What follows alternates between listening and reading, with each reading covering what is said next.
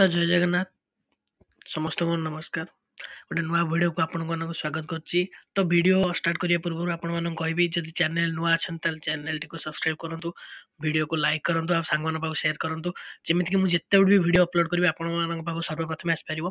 तो आज हमें पीजी ओरिएंटेड रे हमें किछि ओडिया अनुसार जो हम पीजी पई किछि इंपोर्टेंट क्वेश्चन हम डिस्कशन करबा। ए सब क्वेश्चन आपण मानक एसएसबी पई भी इंपोर्टेंट क्वेश्चन आपण नेट एग्जाम दिनो जहा हेले भी ए सब इंपोर्टेंट क्वेश्चन सब हमर आसीर अछि। तो समय डेरी न करी हम देखिया प्रथम प्रश्न कौन। तो प्रथम प्रश्न हेउची डगर पत्रिकार संपादक किए? तो यार उत्तर होची नित्यानंद महापात्र। देखिए परवर्ती प्रश्न, किशोर चंद्रानंद चंपू को सर्वप्रथम किए नाट्य रूप प्रदान करथिले? जेहेतु जो किशोर चंद्रानंद चंपू होची हम कवि सूर्य बलदेव रथंकर तार श्रेष्ठ रचना, तो ताकू सर्वप्रथम किए नाट्य रूप प्रदान करथिले? तो यार उत्तर होची बाबाजी चरण दास। 1928 रे करथिले, एटी मसियाटी नाही। तो 1928 रे करथिले बाबा चरण दास। तो देखिए परवर्ती प्रश्न, कवि सूर्य ग्रंथावली रचयिता किए ओ यह केबे रचना करथिले बा किए रचना करथिले बा केबे रचना करथिले? तो यार उत्तर हेउची कुलमणि दास 1928 रे रचना करथिले। तो देखिए परवर्ती प्रश्न, कवि सूर्य द्वारा रचित एकमात्र गद्य कौन ओ यह किए प्रथमे संपादना करथिले? तो कवि सूर्य आम जानते से चंपू चुपदी सब लिखिं, तो तांकर एकमात्र गद्य जहाँ कि सी रचना करथिले। तो यार उत्तर होची हास्य कल्लोल, जहाँकि सच्चिदानंद मिश्र 1872 रे यार संपादना करथिले। देखिए परवर्ती प्रश्न, कवि सूर्य गीतावली किए ओ केबे रचना करथिले?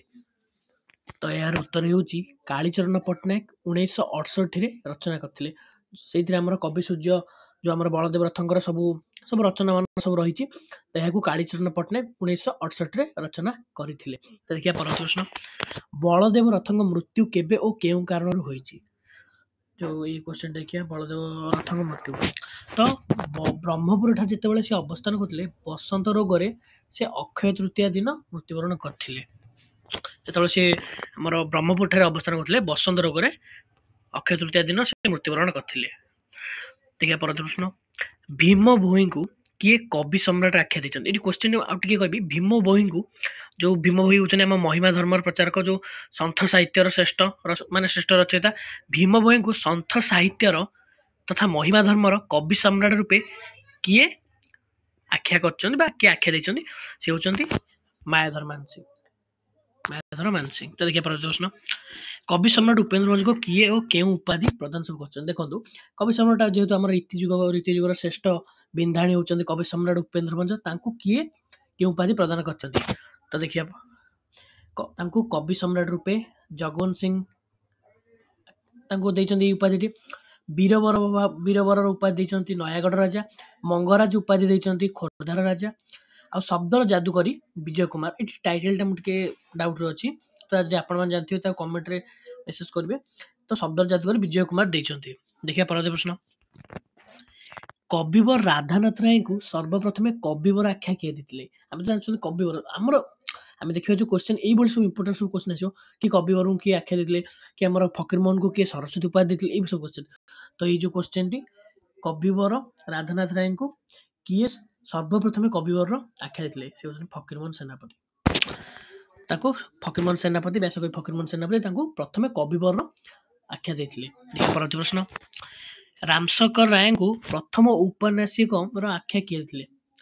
ये जो क्वेश्चन टी रामशंकर राय को प्रथमे किए प्रथम उपन्यासिक आख्या किए देथिले? फकीरमोहन सेनापति। सी ताको निजे स्वीकार करछन कि आपण होचंती प्रथम उपन्यास यथार्थ रे, जेहेतु हमर प्रथम उपन्यास तांकर कहिले हेब, कारण जेहेतु तांकर सौदामिनी जो हमर प्रकाशित होइतला उत्कल मधुपर प्रकाश होई धीरे धीरे जेहेतु ता प्रकाशन बंद हो जाइतला, तो सेति से पत्रिका रे जो बंद जीवा कारणरू एठी तांकर जो उपन्यासटा थिला सौदामिनी एटा असंपूर्ण अवस्था रहला। ता परे 1828 आसला पद्मवाणी, ताकू एक पूर्णांग उपन्यास बा ओडिया प्रथम उपन्यास आख्या दिया गला।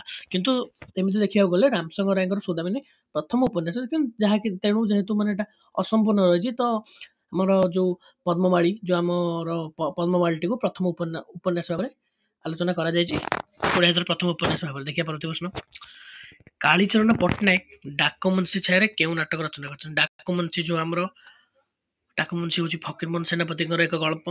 ତାର ସେ ଛାୟାରେ ନାଟକ ଏ ଦେଖନ୍ତୁ ଏଠି ଦେଇଛି ଯୋଉ ନାଟକ ପରିବର୍ତ୍ତନ ନାଟକ କାଳିଚରଣ ପଟ୍ଟନାୟକ ରଚନା କରିଛନ୍ତି ଡାକମୁନ୍ସି ଯୋଉ ଗଳ୍ପର ଛାୟାରେ।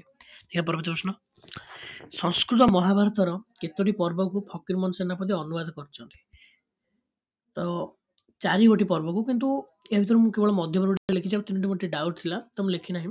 ତ 4 ପର୍ବକୁ କିନ୍ତୁ ଏଇଟା ମନେ ରଖନ୍ତୁ କି ସେ ସମ୍ପୂର୍ଣ୍ଣ ଯୋଉ ପର୍ବ ସବୁ ଅଛି, ଯୋଉ 18ଟି ପର୍ବକୁ କରିନାହାନ୍ତି ଅନୁବାଦ, 4 ପର୍ବକୁ, ମଧ୍ୟ ପର୍ବ ଆଉ 3ଟି ଟିକେ ମୋର ମନେ ପଡୁନି, ଯଦି ଆପଣମାନେ ଜାଣିଥିବେ କମେଣ୍ଟରେ ନିଶ୍ଚୟ ମେସେଜ କରିପାରିବେ। ତ 4 ପର୍ବକୁ ସେ ଅନୁବାଦ କରିଛନ୍ତି, ତେଣୁ ତାଙ୍କୁ ବ୍ୟାସକବି କୁହାଯାଏ। ଯେହେତୁ ସଂସ୍କୃତ ମହାଭାରତକୁ ସେ ଅନୁବାଦ କରିଛନ୍ତି, ତେଣୁ ତାଙ୍କୁ ଉତ୍କଳ ବ୍ୟାସ ବି କୁହାଯାଏ। ମାଟିର କବି କୁହାଯିବେ, ତାପରେ ତାଙ୍କୁ କୁହାଯାଏ ବ୍ୟାସକବି କୁହାଯାଏ। ସରସ୍ୱତୀ ଉପାଧି ବି ପାଇଥିଲେ। ଦେଖିବା ପରବର୍ତ୍ତୀ ପ୍ରଶ୍ନ। ଫକୀରମୋହନଙ୍କ 2ଟି ଦୁଷ୍ପ୍ରାପ୍ୟ ରଚନା। ଏହାର ଉତ୍ତର ହେଉଛି ବିଷମଞ୍ଜି, ଲକ୍ଷ୍ମଣିଆ, ରାଜପୁତର ଇତିହାସ। ଆଉ ରାଜପୁତର ଇତିହାସ ହେଉଛି ତାଙ୍କର ପ୍ରଥମ ରଚନା, ମାନେ ସର୍ବପ୍ରଥମେ ସେ ରଚନା କରିଥିଲେ ରାଜପୁତର ଇତିହାସ। ଏଇଟା ବି ଆପଣମାନେ ନିଶ୍ଚୟ ମନେ ରଖିବେ, ଯାହାକି ଗୋଟେ ଇମ୍ପୋର୍ଟାଣ୍ଟ କ୍ୱେଶ୍ଚେନ୍। ସରି। ଦେଖିବା ପରବର୍ତ୍ତୀ ପ୍ରଶ୍ନ। ଫକୀରମୋହନ କାହାର ଜୀବନ ଚରିତକୁ ଓଡ଼ିଆରେ ଅନୁବାଦ କରିଛନ୍ତି? ତ ଫକୀରମୋହନ କାହାର ଜୀବନକୁ ଓଡ଼ିଆରେ ଅନୁବାଦ କରିଛନ୍ତି, ଜୀବନ ଚରିତକୁ? ତ ଏହାର ଉତ୍ତର ହେଉଛି ଈଶ୍ୱର ଚନ୍ଦ୍ର ବିଦ୍ୟାସାଗରଙ୍କର। ଓଡ଼ିଆରେ ଅନୁବାଦ କରିଛନ୍ତି, ଯୋଉଟାକି 1866 ସେ ଅନୁବାଦ କରିଥିଲେ। ଦେଖିବା ପରବର୍ତ୍ତୀ ପ୍ରଶ୍ନ। ଲକ୍ଷ୍ମଣିଆ ଗଳ୍ପ କେଉଁ ପତ୍ରିକାରେ ଧାରାବାହିକ ଭାବେ ପ୍ରକାଶିତ ହୋଇଥିଲା? ଲକ୍ଷ୍ମଣିଆ ଗଳ୍ପ କେଉଁ ପତ୍ରିକାରେ ଧାରାବାହିକ ଭାବରେ ପ୍ରକାଶିତ ହୋଇଥିଲା? ଏହାର ଉତ୍ତର ହେଉଛି ବୋଧଦାୟିନୀ। ଦେଖିବା ପରବର୍ତ୍ତୀ ପ୍ରଶ୍ନ। ଫକୀରମୋହନଙ୍କ ଶେଷ ଗଳ୍ପ କ'ଣ? ଫକୀରମୋହନ ଯୋଉ 20ଟି ଗଳ୍ପ ଲେଖିଥିଲେ, ତା ଭିତରୁ 13ଟି ଗଳ୍ପ ଉତ୍କଳ ସାହିତ୍ୟ ପତ୍ରିକାରେ ପ୍ରକାଶ ପାଇଥିଲା, ଆଉ 7ଟି ଗଳ୍ପ ମୁକୁର ପତ୍ରିକାରେ ପ୍ରକାଶ ପାଇଥିଲା। ତ ଯୋଉ ତାଙ୍କର ଗାରୁଡି ମନ୍ତ୍ର, ତାଙ୍କର ଶେଷ ଗଳ୍ପ 1916ରେ ପ୍ରକାଶିତ। ଦେଖିବା ପରବର୍ତ୍ତୀ ପ୍ରଶ୍ନ। ସେ କେଉଁ କେଉଁ ନାମରେ ପରିଚିତ? ତ ଫକୀରମୋହନଙ୍କୁ ଆମେ କ'ଣ କହିପାରିବା? ତାଙ୍କୁ ସରସ୍ୱତୀ ଉପାଧି ବାମଣ୍ଡାର ରାଜାଙ୍କ ଦ୍ୱାରା, ଯୋଉ ବାମଣ୍ଡାର ରାଜା ସେତେବେଳେ ତତ୍କାଳୀନ ରାଜା ଥିଲେ ବାସୁଦେବ ସୁଢଳଦେବ, ତାଙ୍କୁ ସରସ୍ୱତୀ ଉପାଧିରେ ଭୂଷିତ କରିଥିଲେ। ତାଙ୍କୁ ଉତ୍କଳ ବ୍ୟାସ କୁହାଯାଏ, ଯେହେତୁ ସେ ବ୍ୟାସଙ୍କର ଯୋଉ ସଂସ୍କୃତ ମହାଭାରତର 4 ଯୋଉ ପର୍ବକୁ ଅନୁବାଦ କରିଥିଲେ। ତାଙ୍କୁ କଥା ସମ୍ରାଟ ବି କୁହାଯାଏ, ଯେହେତୁ ଗଳ୍ପ ଉପନ୍ୟାସ କ୍ଷେତ୍ରରେ ତାଙ୍କର ମାନେ ସବୁଠାରୁ ଅଧିକ ଅବଦାନ ରହିଲେ କହିଲେ କମ ହେବ ନାହିଁ। ତାଙ୍କୁ ବ୍ୟାସ କବି ବି କୁହାଯାଏ, ଉତ୍କଳ ବ୍ୟାସ କବି ବି କୁହାଯାଏ। ଦେଖିବା ପରବର୍ତ୍ତୀ ପ୍ରଶ୍ନ। ଲଛମା ସମ୍ପର୍କରେ ଲେଖ। ତ ଲଛମା ସମ୍ପର୍କରେ ଆମେ ଦେଖିବା। 1901ରେ ପ୍ରକାଶିତ ଲଛମା ଉପନ୍ୟାସଟି ପ୍ରଥମେ ଉତ୍କଳ ସାହିତ୍ୟ ପତ୍ରିକାରେ ଅପୂର୍ବ ମିଳନ ନାମରେ ପ୍ରକାଶ ପାଇଥିଲା, ଯାହାକି ସେ ଯୋଉ ଆମର ଲଛମା ଉପନ୍ୟାସଟି ପ୍ରଥମେ ଅପୂର୍ବ ମିଳନ ନାମରେ ପ୍ରକାଶ ପାଇଥିଲା। ଏଠାରେ ସେ ନିଜର ନାମ ଦୁର୍ଜଟି ଭାବେ ରଖିଥିଲେ, ଯେହେତୁ ସେ ତତ୍କାଳୀନ ସମୟକୁ ସେ ରାଜଟା ଥିଲେ, କି ସେ ସମୟରେ କାହାକୁ ଆକ୍ଷେପ କରି ଲେଖିଲେ ଯଦି କାଳେ ସେ ଅସୁବିଧାରେ ପଡିଯିବେ, ତ ସେଥିପାଇଁ ସେ ତାଙ୍କର ନିଜର ଗୋଟେ ଛଦ୍ମ ନାମ, 2ଟି ଛଦ୍ମ ନାମ ବ୍ୟବହାର କଲେ, ଦୁର୍ଜଟି ଆଉ ଶ୍ରୀ। ତ ଏଇ ଯୋଉ ଲକ୍ଷ୍ମଣିଆ ଗଳ୍ପଟିକୁ ସେ ଅପୂର୍ବ ମିଳନ ନାମରେ ଉତ୍କଳ ଯୋଉ ଆମର ପ୍ରକାଶିତ କରିଥିଲେ ଉତ୍କଳ ସାହିତ୍ୟ ପତ୍ରିକାରେ, ଦୁର୍ଜଟି ଛଦ୍ମ ନାମରେ ସେ ପ୍ରକାଶିତ କରିଥିଲେ। ଦେଖିବା ପରବର୍ତ୍ତୀ ପ୍ରଶ୍ନ। ପ୍ୟାଟେଣ୍ଟ ମେଡିସିନ ସମ୍ପର୍କ ଲେଖ। ତ ପ୍ୟାଟେଣ୍ଟ ମେଡିସିନ ଦେଖନ୍ତୁ, ଫକୀରମୋହନଙ୍କ ଗଳ୍ପ ପ୍ୟାଟେଣ୍ଟ ମେଡିସିନ 1913ରେ ପ୍ରକାଶିତ ହୋଇଥିଲା। ଗୋପାଳ ଛୋଟରାୟ ଏହାକୁ ନାଟକ ରୂପ ଦେଇ ନାମିତ କରିଥିଲେ ଶ୍ରୀମତୀ ସୋମାର୍ଜନୀ। ଆଉ ଗୋଦାବରୀଶ ମହାପାତ୍ର ଏଇ ଗଳ୍ପକୁ ଏକ ଗଳ୍ପ ମଧ୍ୟ ରଚିତ କରିଥିଲେ, ଏଇ ଗଳ୍ପକୁ ନେଇକି, ଯାହାର ନାମ ଥିଲା ପଣ୍ଡିତଙ୍କ ସିଦ୍ଧିଲାଭ। ତ ଯୋଉ ପ୍ୟାଟେଣ୍ଟ ମେଡିସିନକୁ ନେଇ ଗୋଦାବରୀଶ ମହାପାତ୍ର ଆଉ ଗୋପାଳ ଚନ୍ଦ୍ର ପ୍ରହରାଜ ବି ଆମର ରଚନା କରିଥିଲେ। ଗୋପାଳ ଛୋଟରାୟ, ବାସ୍। ତ ଦେଖିବା ପରବର୍ତ୍ତୀ ପ୍ରଶ୍ନ। ଫକୀରମୋହନଙ୍କ 20ଟି ଗଳ୍ପ କେଉଁ କେଉଁ ପତ୍ରିକାରେ ପ୍ରକାଶିତ? ତାଙ୍କର 20ଟି ଗଳ୍ପ ମଧ୍ୟରୁ ଦେଖନ୍ତୁ ଏଠି ଉତ୍ତର ଦେଇଛି, ତାଙ୍କର 20ଟି ଗଳ୍ପ ମଧ୍ୟରୁ 13ଟି ଗଳ୍ପ ଉତ୍କଳ ସାହିତ୍ୟ ପତ୍ରିକାରେ ଓ 7ଟି ଗଳ୍ପ ମୁକୁର ପତ୍ରିକାରେ ପ୍ରକାଶିତ। ତ ଉତ୍କଳ ସାହିତ୍ୟ ପତ୍ରିକାରେ ଯୋଉ 13ଟି ଗଳ୍ପ ପ୍ରକାଶିତ ଦେଖନ୍ତୁ, ରେବତୀ 1898ରେ ପ୍ରକାଶିତ, ଧୂଳିଆ ବାବା 1913ରେ ପ୍ରକାଶିତ, କମଳା ପ୍ରସାଦ ଗୋରାପ 1913ରେ, ସୁନାବୋହୂ 1913ରେ, କାଳିକା ପ୍ରସାଦ ଗୋରାପ 1913ରେ, ପ୍ୟାଟେଣ୍ଟ ମେଡିସିନ 1913ରେ, ବୀର ବିଶାଳ 1913ରେ, ସଭ୍ୟ ଜମିଦାର 1914, ବଗଲା ବଗଲି 1914, ଅଜାନାତି କଥା 1915, ଅଧର୍ମ ବିତ 1915, ମାଧମାଧିକ କନ୍ୟାସ୍ନେହ 1915, ଗାରୁଡି ମନ୍ତ୍ର ତାର ଶେଷ ଗଳ୍ପ ଥିଲା। ତ ଏଇ 13ଟି ଗଳ୍ପ ତାଙ୍କର ଉତ୍କଳ ସାହିତ୍ୟ ପତ୍ରିକାରେ ପ୍ରକାଶ ପାଇଥିଲା। ଦେଖିବା ପରବର୍ତ୍ତୀ ପ୍ରଶ୍ନ। ମୁକୁର ପତ୍ରିକାରେ 7ଟି ଗଳ୍ପ।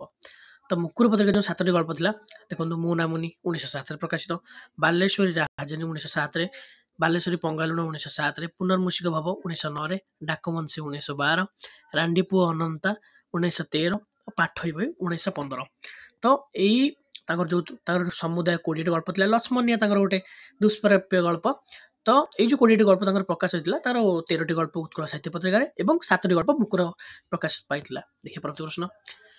ଫକୀର ମୋହନଙ୍କ ଅସଂକଳିତ ଗଳ୍ପ ଗୁଡ଼ିକ। ଦେଖନ୍ତୁ ଆମେ ଦେଖୁଛନ୍ତି ତାଙ୍କର 20ଟି ଗଳ୍ପ ଆମେ ଦେଖୁଛନ୍ତି ସେଇଟା ତ ଯିଏ ହେଲେ କହିଦେବ। କିନ୍ତୁ ଏକ୍ଜାମରେ ଏମିତି ବି ଆସିବ ତାଙ୍କର ଅସଂକଳିତ ଯୋଉଟା ତାଙ୍କର ଦୁଷ୍ପ୍ରାପ୍ୟ ଯୋଉଟା କି ପ୍ରକାଶିତ ହୁଏ ନାହିଁ।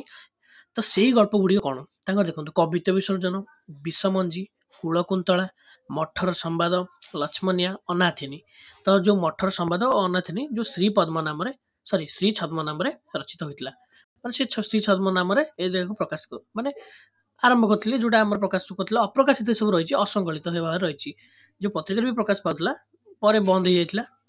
ତ ଦେଖିବା ପରବର୍ତ୍ତୀ ପ୍ରଶ୍ନ ବସନ୍ତ ଗାଥାରେ କେତୋଟି କବିତା ସ୍ଥାନିତ? ବସନ୍ତ ଗାଥା ଆମର ମଧୁସୂଦନ ରାୟଙ୍କର। ତ ବସନ୍ତ ଗାଥାରେ 27ଟି କବିତା ସ୍ଥାନିତ। ଏହା 1901ରେ ପ୍ରକାଶିତ ଥିଲା। ଯୋଉ ବସନ୍ତ ଗାଥାଟି 1901ରେ ପ୍ରକାଶିତ।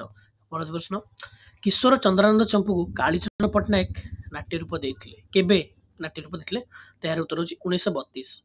1932 ଦେଇଥିଲେ। ତ ଦେଖିବା ପରବର୍ତ୍ତୀ ପ୍ରଶ୍ନ କିଶୋର ଚନ୍ଦ୍ରାନନ୍ଦ ଚମ୍ପୁରେ କେତୋଟି ଗୀତ ରହିଛି? ଯୋଉ କିଶୋର ଚନ୍ଦ୍ରାନନ୍ଦ ଚମ୍ପୁ ଆମର ଅଛି କବି ସୂର୍ଯ୍ୟ ବଳଦେବ ରଥଙ୍କର। ତ ଏଥିରେ କେତୋଟି ଗୀତ ରହିଛି? ତ ଏହାର ଉତ୍ତର ହେଉଛି 34ଟି ଗୀତ ରହିଛି। ତ 34ଟି ଗୀତ ଭିତରୁ 13ଟି ଗୀତ ହେଉଛି ଲଳିତାଙ୍କର, 7ଟି ଗୀତ ହେଉଛି କୃଷ୍ଣଙ୍କର, ଆଉ 7ଟି ଗୀତ ହେଉଛି ଆମର ରାଧାଙ୍କର, ମଧୁମଙ୍ଗଳଙ୍କର ଗୋଟେ, ବ୍ରଜାଙ୍ଗନଙ୍କର ଗୋଟେ ମିଳନ ଗୀତ, ଆଉ ଗୋଟେ ହେଉଛି କ୍ଷମା ପ୍ରାର୍ଥନା ଗୀତ। ଦେଖିବା ନଗେନ୍ଦ୍ର ବାଳା କିଏ? ତ ଯେତେବେଳେ ହୁଗୁଳିରେ ଅବସ୍ଥାନ କରୁଥିଲେ ରାଧାନାଥ ରାୟ, ଯେହେତୁ ସେ ଜଣେ ବଙ୍ଗୀୟ କବି ଥିଲେ, ସେ ଜଣେ ବଙ୍ଗୀୟ କବୟିତ୍ରୀ ନଗେନ୍ଦ୍ର ବାଳାଙ୍କୁ ଜଣେ ବଙ୍ଗୀୟ କବିୟନ୍ତ୍ରୀକୁ ବା ନାରୀ କବିଙ୍କୁ ନଗେନ୍ଦ୍ର ବାଳାଙ୍କୁ ପ୍ରେମରେ ପଡ଼ିଯାଇଥିଲେ। ସେ ରାଧାନାଥଙ୍କ ପାଇଁ ଭୂତଳେ ସ୍ୱର୍ଗ ଲେଖିଥିଲେ। ରାଧାନାଥ ବିବାହ କରିଥିଲେ ଆଉ ଜଣଙ୍କୁ, ତାଙ୍କ ନାଁଟି ମୋର ମନେ ପଡୁନି, କିନ୍ତୁ ତାଙ୍କ ଉଦ୍ଦେଶ୍ୟରେ ଯୋଉ ରାଧାନାଥଙ୍କ ପାଇଁ ଲେଖିଥିଲେ ଆମର ନଗେନ୍ଦ୍ର ବାଳା ଭୂତଳେ ସ୍ୱର୍ଗ। ଦେଖିବା ପରବର୍ତ୍ତୀ ପ୍ରଶ୍ନ ବୌଦ୍ଧାବତାର କାବ୍ୟ କେତେ ସର୍ଗ ବିଶିଷ୍ଟ? ତ ଭଲ ଇମ୍ପୋର୍ଟାଣ୍ଟ କ୍ୱେଶ୍ଚନ। ବୌଦ୍ଧାବତାର କାବ୍ୟ ହେଉଛି ଆମର ବୁଦ୍ଧଙ୍କ ଜୀବନ ଚରିତକୁ ନେଇକି ବୌଦ୍ଧାବତାର କାବ୍ୟ ରଚନା କରିଛନ୍ତି ଫକୀରମୋହନ ସେନାପତି। ତ 19 ସର୍ଗ ବିଶିଷ୍ଟ। ଦେଖିବା ପରବର୍ତ୍ତୀ ପ୍ରଶ୍ନ ସୁରେନ୍ଦ୍ର ମହାନ୍ତିଙ୍କ କଲେଜ ବୟ ଯାହାକି ତାଙ୍କ ପ୍ରଥମ ଉପନ୍ୟାସ ଥିଲା କାହାକୁ ଲକ୍ଷ୍ୟ କରି ରଚନା କରାଯାଇଛି?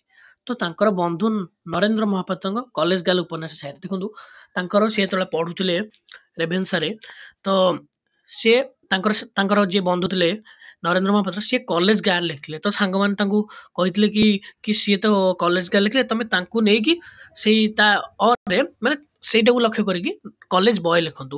ସୋ ସିଏ ଲେଖିଥିଲେ, ନରେନ୍ଦ୍ର ମହାପାତ୍ର ଲେଖିଥିଲେ କଲେଜ ଗାର୍ଲ, ସୁରେନ୍ଦ୍ର ମହାନ୍ତି ଲେଖିଲେ କଲେଜ ବୟ। ତ ଯୋଉ ଆମର କଲେଜ ବୟ ଲେଖିଛନ୍ତି ସେଟା ବି ତାଙ୍କର ପ୍ରଥମ ଉପନ୍ୟାସ ସୁରେନ୍ଦ୍ର ମହାନ୍ତିଙ୍କର। ଦେଖିବା ପରବର୍ତ୍ତୀ ପ୍ରଶ୍ନ ବୈଦେହୀଶ ବିଳାସ ଉପେନ୍ଦ୍ର ଭଞ୍ଜଙ୍କର ଯୋଉଟା କେତେ ଜଣଙ୍କୁ ବନ୍ଦନା କରାଯାଇଛି? ବୈଦେହୀଶ ବିଳାସ କାବ୍ୟରେ କେତେ ଜଣଙ୍କୁ ବନ୍ଦନା କରାଯାଇଛି? 5 ଜଣଙ୍କୁ ବର୍ଣ୍ଣନା କରାଯାଇଛି। 5 ଜଣ ଦେବାଦେବୀଙ୍କୁ ବର୍ଣ୍ଣନା କରାଯାଇଛି। ଦେଖିବା ପ୍ରଶ୍ନ ରାଧାନାଥଙ୍କୁ କିଏ କବିବର ଉପାଧି ପ୍ରଦାନ କରିଥିଲେ? ତ ଏହାର ଉତ୍ତର ହେଉଛି ବାମଣ୍ଡାର ରାଜା ବାସୁଦେବ ସୁଢଳ ଦେବ ତାଙ୍କୁ କବିବର ଉପାଧି ପ୍ରଦାନ କରିଥିଲେ।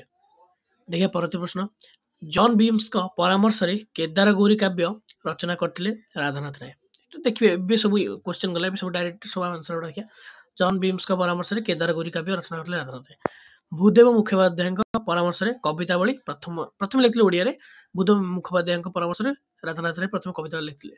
କେଦାର ଗୌରୀ କାବ୍ୟକୁ ସଂସ୍କାରକ ପତ୍ରିକା ସମାଲୋଚନା କରିଥିଲା। ଏ ଯୋଉ କେଦାର ଗୌରୀ ଥିଲା ଆମର ରାଧାନାଥ ରାୟଙ୍କର, ତାକୁ ସଂସ୍କାରକ ପତ୍ରିକା ସମାଲୋଚନା କରିଥିଲା। ଦେଖିବା ପ୍ରଶ୍ନ 1822ରେ ଷ୍ଟର୍ଲିଂ ସାହେବ ମାଦଳା ପାଞ୍ଜିକୁ ଆଲୋଚନା ପରିଷଦ ସିଏ ଥିଲେ। ଷ୍ଟର୍ଲିଂ ସାହେବ ଥିଲେ ପ୍ରଥମେ ଯିଏକି ମାଦଳା ପାଞ୍ଜିକୁ ଆଲୋଚନା ପରିସରକୁ ଆଣିଥିଲେ।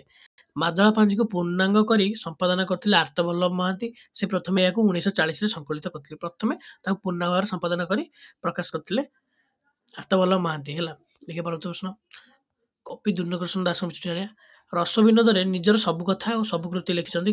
ମାନେ ତାଙ୍କର ରଚିତ ଆମେ ଦେଖିବା ରସ ବିନୋଦରେ ସେ ନିଜର ସବୁ କଥା ଆଉ ସବୁ କୃତି ସବୁ ଲେଖୁଛନ୍ତି। ନାମରତ୍ନ ଗୀତାରେ ପରିବାର ଜନ୍ମ ଇତ୍ୟାଦି। ଜଗମୋହନ ଛାନ୍ଦ ତାଙ୍କର 14 ଅଧ୍ୟାୟ ବିଶିଷ୍ଟ। ବିନାୟକ ମିଶ୍ର ରସକଲ୍ଲୋଳକୁ ଗୀତ ଗୋବିନ୍ଦ ସହିତ ତୁଳନା କରିଛନ୍ତି। ଏଇଟା ଗୋଟେ ଭଲ ଇମ୍ପୋର୍ଟାଣ୍ଟ କ୍ୱେଶ୍ଚନ। ତ ରସକଲ୍ଲୋଳକୁ କିଏ ଗୀତ ଗୋବିନ୍ଦ ସହିତ ତୁଳନା କରିଛନ୍ତି? ତ ଏହାର ଉତ୍ତର ହେଉଛି ବିନାୟକ ମିଶ୍ର। ଦେଖିବା ପରବର୍ତ୍ତୀ ପ୍ରଶ୍ନ ଯୋଉ ମଥୁରା ମଙ୍ଗଳ ସହ ରସକଲ୍ଲୋଳକୁ କିଏ ସମକକ୍ଷ କରିଛନ୍ତି? ଏଟାର ଉତ୍ତର ହବ ଆକ୍ଚୁଆଲି ସୁରେନ୍ଦ୍ର ମହାନ୍ତି। ମୁଁ ଟିକେ ଲେଖିବା ପାଇଁ ଭୁଲି ଯାଇଛି। ତ ଏହାର ଉତ୍ତର ହେବ ସୁରେନ୍ଦ୍ର ମହାନ୍ତି ମଥୁରା ମଙ୍ଗଳ ସହ ରସକଲ୍ଲୋଳକୁ ସମକକ୍ଷ କରିଛନ୍ତି। ଦେଖିବା ପରବର୍ତ୍ତୀ ପ୍ରଶ୍ନ 1927 ମସିହାରେ ଏମଆର ମଠରେ ରସକଲ୍ଲୋଳକୁ ଉଦ୍ଧାର କରିଛନ୍ତି। ଏଇଟା ଗୋଟେ ବହୁତ ଇମ୍ପୋର୍ଟାଣ୍ଟ କ୍ୱେଶ୍ଚନ। ତ ରସକଲ୍ଲୋଳକୁ କିଏ ଉଦ୍ଧାର କରିଛନ୍ତି? ଆର୍ତ୍ତବଲ୍ଲଭ ମହାନ୍ତି। ଏବଂ କେବେ? 1927ରେ ଏମଆର ମଠରେ ସେ ରସକଲ୍ଲୋଳକୁ ଉଦ୍ଧାର କରିଛନ୍ତି। ଦେଖିବା ପରବର୍ତ୍ତୀ ପ୍ରଶ୍ନ ଦୀନକୃଷ୍ଣ ଦାସ 12 ଜଣ ବୋଲି କୃଷ୍ଣଚରଣ ସାହୁ କହିଛନ୍ତି। ତ ଦୀନକୃଷ୍ଣ ଦାସଙ୍କ ନାମରେ 12 ଜଣ ଥିଲେ ବୋଲି କୃଷ୍ଣଚରଣ ସାହୁ କହିଛନ୍ତି। ଦେଖିବା ପରବର୍ତ୍ତୀ ପ୍ରଶ୍ନ, ଆର୍ତ୍ତବଲ୍ଲଭ ମହାନ୍ତି ସବୁବେଳେ ସୂର୍ଯ୍ୟ ନାରାୟଣ ଦାସ ସମର୍ଥନ। ଦେଖିବେ ଆମର ଯେତିକି ସବୁ ସମାଲୋଚନା ହଉ କି କୌଣସି ଧାଡି ଲେଖା ହଉ କି କୌଣସି ଯାହାବି ହେଲେ ଯାହାବି ଲେଖନ୍ତି ଆର୍ତ୍ତବଲ୍ଲଭ ମହାନ୍ତି ତାଙ୍କୁ ସବୁବେଳେ ସମର୍ଥନ କରନ୍ତି ସୂର୍ଯ୍ୟ ନାରାୟଣ ଦାସ। ତ ଦେଖିବା ପରବର୍ତ୍ତୀ ପ୍ରଶ୍ନ, ଶ୍ୟାମସୁନ୍ଦର ରାଜଗୁରୁ ଓ ଶ୍ରୀ ତାରିଣୀ ଚରଣ ରଥ ରସକଲ୍ଲୋଳ ଓ ରସବିନୋଦ ରଚୟିତା ଦୀନକୃଷ୍ଣ ଅଲଗା ଅଲଗା। ତ ଯୋଉ ରସକଲ୍ଲୋଳ ଆଉ ରସବିନୋଦ ଦୁଇ ଜଣ ଯାକ ଦୀନକୃଷ୍ଣ ଦାସ ଲେଖିଛନ୍ତି, କିନ୍ତୁ ସେମାନେ ଅଲଗା ଅଲଗା ଦୁଇ ଜଣ କବି ବୋଲି କିଏ କହିଛନ୍ତି, ଶ୍ୟାମସୁନ୍ଦର ରାଜଗୁରୁ ଓ ଶ୍ରୀ ତାରିଣୀ ଚରଣ ରଥ। ତ ଏହାକୁ ସୁରେନ୍ଦ୍ର ମହାନ୍ତି ମଧ୍ୟ ସମର୍ଥନ କରିଛନ୍ତି। ଦେଖିବା ପରବର୍ତ୍ତୀ ପ୍ରଶ୍ନ, ଏ ଦୁଇଟାର ଲେଖକ ଜଣେ ବୋଲି ଆର୍ତ୍ତବଲ୍ଲଭ ମହାନ୍ତି କହିଛନ୍ତି, ଏହାକୁ ସମର୍ଥନ କରିଛନ୍ତି ସୁରେନ୍ଦ୍ର ଦାସ। ମୁଁ କହୁଛି କି ଯାହାବି ଯେତିକି ଆମର ଆର୍ତ୍ତବଲ୍ଲଭ ମହାନ୍ତି ଯାହାବି ମାନେ କୌଣସି ତଥ୍ୟକୁ ଯଦି ମାନେ ସ୍ୱୀକାର କରୁଛନ୍ତି ତାକୁ ସମର୍ଥନ କରୁଛନ୍ତି ସୂର୍ଯ୍ୟନାରାୟଣ ଦାସ।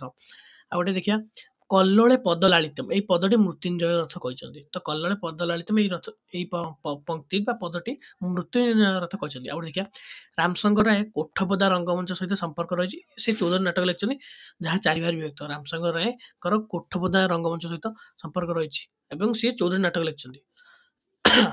ପରବର୍ତ୍ତୀ ପ୍ରଶ୍ନ, କେଶବ କୋଇଲିର ତାତ୍ତ୍ୱିକ ବ୍ୟାଖ୍ୟା ହେଉଛି ଅର୍ଥ କୋଇଲି। ଯୋଉ କେଶବ କୋଇଲିର ତାତ୍ତ୍ୱିକ ବ୍ୟାଖ୍ୟା ହେଉଛି ଅର୍ଥ କୋଇଲି। ଜଗନ୍ନାଥ ଦାସଙ୍କ ମୃଗୁଣୀ ସ୍ତୁତିରେ 2ଟି ଭାଷା ରହିଛି, ଗୋଟେ ହଉଛି ସଂସ୍କୃତ ଆଉ ଗୋଟେ ହଉଛି ଓଡ଼ିଆ। ଦେଖିବା ପରବର୍ତ୍ତୀ ପ୍ରଶ୍ନ, ଅଭିମନ୍ୟୁ ସାମନ୍ତସିଂହର ଦେଖିବା, ଅଭିମନ୍ୟୁ ସାମନ୍ତସିଂହର ସୁଲକ୍ଷଣା କାବ୍ୟ 16 ଛାନ୍ଦ ବିଶିଷ୍ଟ, ପ୍ରେମ ଚିନ୍ତାମଣି 68 ଛାନ୍ଦ ବିଶିଷ୍ଟ, ବିଦଗ୍ଧ ଚିନ୍ତାମଣି 96 ଛାନ୍ଦ ବିଶିଷ୍ଟ, ରସବତୀ 32 ଛାନ୍ଦ ବିଶିଷ୍ଟ, ପ୍ରେମକଳା 64 ଛାନ୍ଦ ବିଶିଷ୍ଟ। ଶୁଣିବାକୁ ମିଳେ ଯେ କବି ଅଭିମନ୍ୟୁ ବିଦଗ୍ଧ ଚିନ୍ତାମଣି କାବ୍ୟକୁ 108 ଛାନ୍ଦରେ ଶେଷ କରିବାର ଅଭିଳାଷ ରଖିଥିଲେ, ହେଲେ ଏହାକୁ ସମ୍ପୂର୍ଣ୍ଣ କରିବା ପୂର୍ବରୁ ସେ ଯେତେବେଳେ ବୃନ୍ଦାବନ ଯାତ୍ରା କରୁଥିଲେ 1806ରେ ପରଲୋକ ତାଙ୍କର ହେଇଥିଲା, ତେଣୁ ଏହା ଅସମ୍ପୂର୍ଣ୍ଣ ହେଇଥିଲା। ସେ ଇଚ୍ଛା କରିଥିଲେ କି 108 ଛାନ୍ଦରେ ସାରିବା ପାଇଁ, ହେଲେ ତାଙ୍କର ଯେହେତୁ ମୃତ୍ୟୁ ହେଇଗଲା ବୃନ୍ଦାବନ ଯାତ୍ରା କରିବା ସମୟରେ 96 ଛାନ୍ଦରେ ରହିଲା, ତେଣୁ ଏହା ଗୋଟେ ପ୍ରକାର କହିଲେ ଅସମ୍ପୂର୍ଣ୍ଣ ହୋଇ ରହିଗଲା। ଦେଖିବା ପରବର୍ତ୍ତୀ ପ୍ରଶ୍ନ, ଚିତ୍ରକଳା କାବ୍ୟର ରଚୟିତା। ଚିତ୍ରକଳା କାବ୍ୟର ରଚୟିତା ହେଉଛନ୍ତି ଲୋକନାଥ ବିଦ୍ୟାଧର।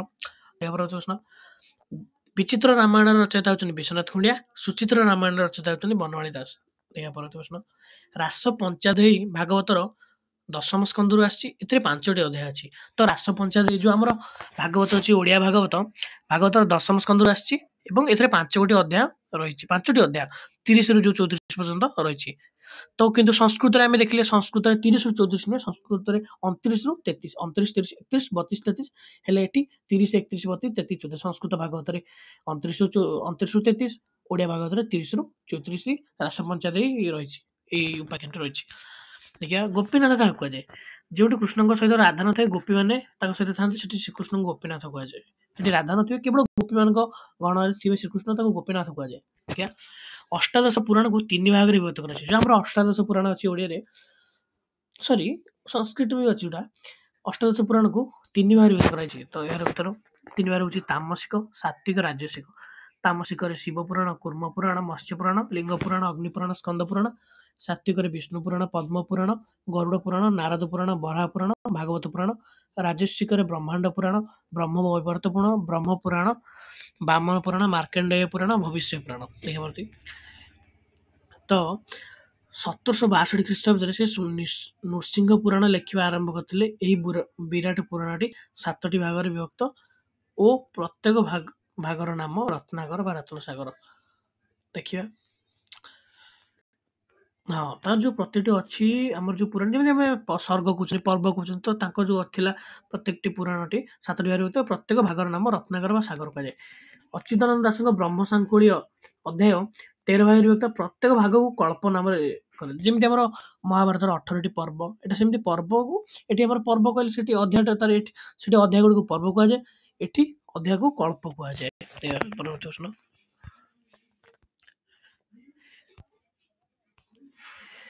ଅଚ୍ୟୁତାନନ୍ଦ ଦାସଙ୍କ ପ୍ରଥମ ଲେଖା 84 ଆଜ୍ଞା, ଏହାକୁ ଉଦ୍ଧାର କରିଥିଲେ କୁଳମଣି ପାଠ ଶର୍ମା। ତ ତାଙ୍କର ପ୍ରଥମ ଲେଖା ସେଇଟା ହବନି, ତ ତାଙ୍କର ପ୍ରଥମ ଲେଖା ହବ, ଟିକେ ଡାଉଟରେ ଅଛି ଏଇ କ୍ୱେଶ୍ଚିନ୍ଟି, ତ ଏଇ କ୍ୱେଶ୍ଚିନ୍ଟାକୁ ଲେଖିନଥାନ୍ତୁ। ଏଇ ଯୋଉ କ୍ୱେଶ୍ଚିନ୍ଟି ଆମର ଅଛି, ଏଇଟା ଟିକେ ଡାଉଟ୍ ଅଛି, ଏଇଟାକୁ ମୁଁ ପରେ ଦେଖିକି କହିବି, ତ ଏଇ କ୍ୱେଶ୍ଚିନ୍ଟି ଛାଡ଼ି ଦେଇଥାନ୍ତୁ। ଦେଖିବା ପରବର୍ତ୍ତୀ ପ୍ରଶ୍ନ, ଧରଣୀଧର ମିଶ୍ର ପ୍ରଥମେ ଓଡ଼ିଆ ଭାଗବତକୁ ଅନୁବାଦ କରିଥିଲେ ଓ ତାଙ୍କ ପରେ ଜଗନ୍ନାଥ, ଏଇଟା ବି ଟିକେ ମିଷ୍ଟେକ୍ ଅଛି, ସରି, ଏଇଟା ଓଡ଼ିଆ ଭାଗବତ ହବନି, ଏଇଟା ହବ ଗୀତ ଗୋବିନ୍ଦ। ଗୀତ ଗୋବିନ୍ଦ ହବ ଏଟା।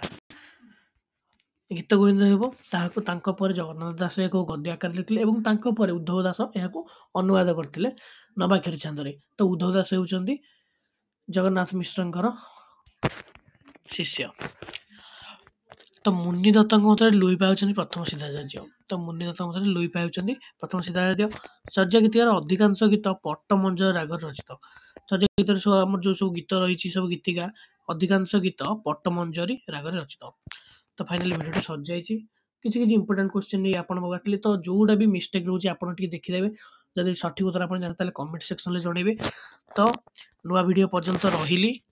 ପୁଣି ଆପଣଙ୍କ ସହ ଦେଖା ହେବ ନୂଆ ଭିଡ଼ିଓରେ। ତ କୋଉ ଟପିକ୍ ଉପରେ ଭିଡ଼ିଓ ଆଣିବା ଆପଣ କୁହନ୍ତୁ। ତ ମୁଁ ଇମ୍ପୋର୍ଟାଣ୍ଟ କିଛି କ୍ୱେଶ୍ଚିନ୍ ପ୍ରିପେୟାର କରୁଛି, ଯେହେତୁ ମୋର ବି ପଢ଼ା ରହିଯାଉଛି। ତ ନେକ୍ସଟ ଭିଡ଼ିଓ କୋଉ ଉପରେ ଆଣିବା ଆପଣ ନିଶ୍ଚୟ କମେଣ୍ଟ କରିବେ। ତ ସେ ସମୟ ପର୍ଯ୍ୟନ୍ତ ରହିଲି। ଜୟ ଜଗନ୍ନାଥ, ଜୟ ମାତା ରାଣୀ।